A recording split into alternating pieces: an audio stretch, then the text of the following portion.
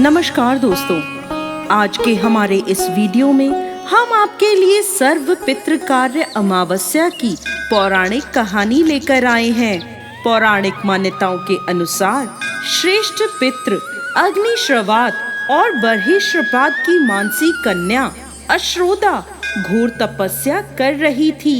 वह तपस्या में इतनी लीन थी कि देवताओं के 1000 वर्ष बीत गए। उनकी तपस्या के तेज से पितृलोक भी प्रकाशित होने लगा। प्रसन्न होकर सभी श्रेष्ठ पितृगण अश्रोदा को वरदान देने के लिए एकत्र हुए। उन्होंने अश्रोदा से कहा, हे पुत्री, हम सभी तुम्हारी तपस्या से अति प्रसन्न हैं, इसलिए जो चाहो वर मांग लो। लेकिन अश्रोदा ने पितरों की तरफ ध्यान नहीं दिया। वह उनमें से एक अति तेजस्वी पितृ अमावसु को पलक झपकाए बिना निहारती रही। पितरों के बार बार कहने पर उसने कहा, हे पितृदेव, क्या आप मुझे सच में वरदान देना चाहते हैं? इस पर तेजस्वी पितृ अमावसु ने कहा, हे अश्रोदा, वरदान पर तुम्हारा अधिकार है, इसलिए निसंकोच होकर मांगो। अश्रोदा ने कहा, प्रभु, यदि आप मुझे वरदान देना ही चाहते हैं तो मैं आपके साथ का आनंद चाहती हूँ। अश्रोदा के इस तरह कहने पर सभी पितृ क्रोधित हो गए।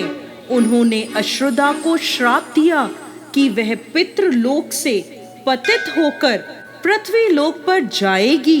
पितरों के इस तरह श्राप दिए जाने पर अश्रोदा पितरों के पैरों में गिरकर रोने लगी।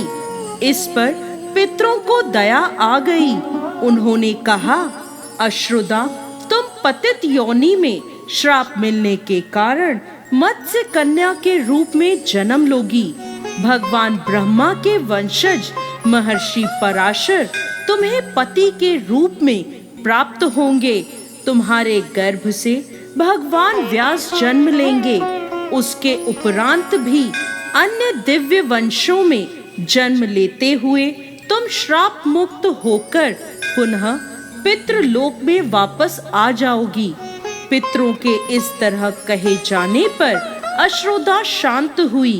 अपने तेज एवं सौंदर्य से अप्सराओं को भी लज्जित करने वाली अश्रोदा के प्रणय निवेदन को अस्वीकार किए जाने पर सभी पितरों ने अमावसु की प्रशंसा की और वरदान दिया, हे अमावसु, आपने मन को भटकने नहीं दिया, इसलिए आज से यह तिथि अमावसु के नाम से जानी जाएगी। ऐसा कोई भी प्राणी जो वर्ष में कभी भी श्राद्ध तर्पण नहीं करता है, अगर वह इस तिथि पर श्राद्ध करेगा तो उसे सभी तिथियों का पूर्ण फल प्राप्त होगा। तभी से इस तिथि का नाम अमावसु अमावस्या हो गया और पितरों से वरदान मिलने के फलस्वरूप अमावस्या को सर्व पितृ श्राद्ध के लिए सर्वश्रेष्ठ पुण्य फलदायी माना जाता है। तो दोस्तों, कैसी लगी आपको आज की हमारी सर्व पितृ कार्य अमावस्या की कहानी?